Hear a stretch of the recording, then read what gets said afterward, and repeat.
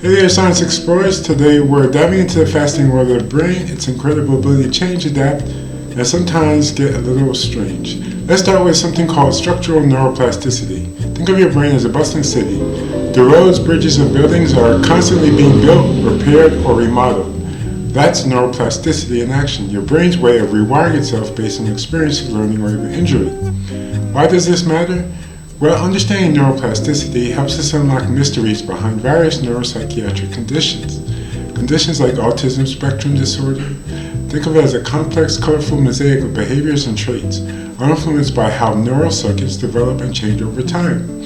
Scientists use tools like genome-wide association studies to peek into the genetic blueprint of these conditions.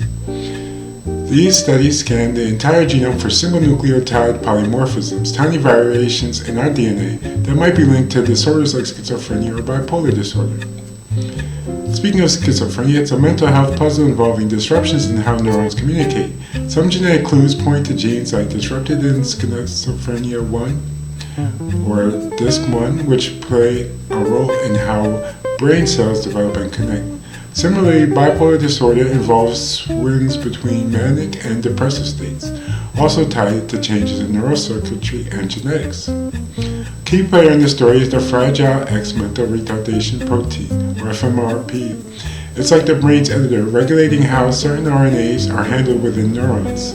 FMRP influences spine morphology, the tiny protrusions called dendritic spines that stick out from neurons and serve as the postsynaptic sites of communication. Think of dendritic spines as the brain's tiny message boards.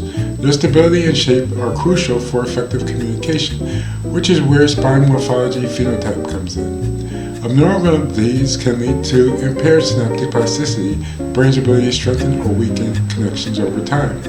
One pathway involved in this process is the group 1 metabotrophic glutamate receptor signaling, or mGlur for short. The mGlur theory of Fragile X suggests that overactivation of these receptors causes the spine abnormalities seen in Fragile X syndrome, a common inherited form of intellectual disability.